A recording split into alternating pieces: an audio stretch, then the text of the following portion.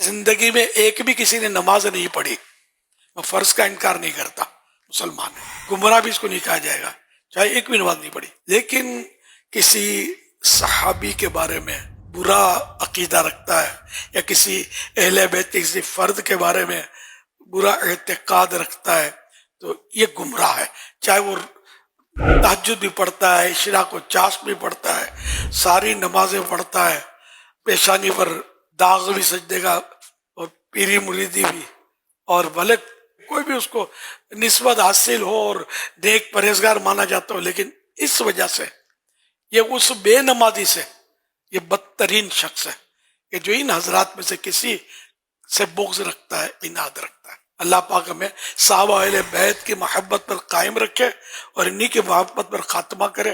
کبھی بھی میری آپ سے درخواست ہے کہ کوئی ایسا فرد جو کسی صحابی یا اہل بیت کے کسی فرد سے بغض و عناد رکھے، ان پر تنقید کرے۔ آج کل کرتے ہیں تنقید، خاص کر سیدنا امیر معاویہ رضی اللہ عنہ کے بارے میں بڑا ہائی لائٹ ہوئے ہیں۔ اس طرح کے لوگ، داڑھی بھی ہوگی، بڑا تقریریں بھی جھاڑتے ہوں گے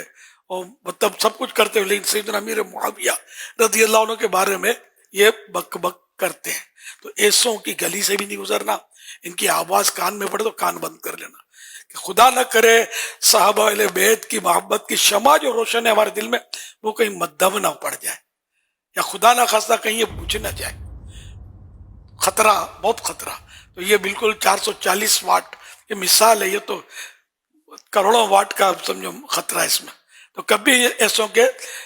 قریب بھی نہیں جانا، بھلے وہ اہل سنت ہی کہلا رہے ہوتے ہیں، ان کے قریب نہیں جانا۔ اہل سنت وہ جو میرے آقا امام اہل سنت اعلی حضرت امام احمد رضا خان رحمۃ اللہ علیہ،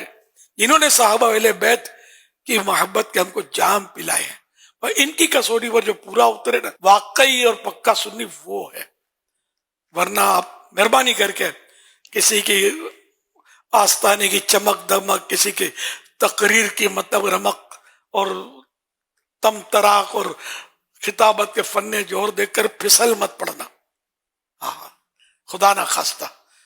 میں آپ کی بھلائی کے لیے کہتا ہوں، دعوت اسلام تو بہت بات نہ بنی، الحمدللہ صحابہ کرام علیہ رضوان کے تعلق سے اور اہل بیت کے تعلق سے میں مطلب جذباتی حد تک میری وابستگی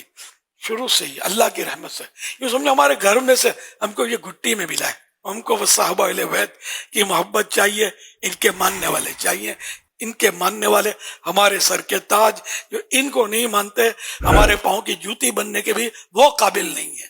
خدا کی قسم وہ قابل نہیں ہے، ہم ننگے پاؤں سے ہی ہیں الحمدللہ۔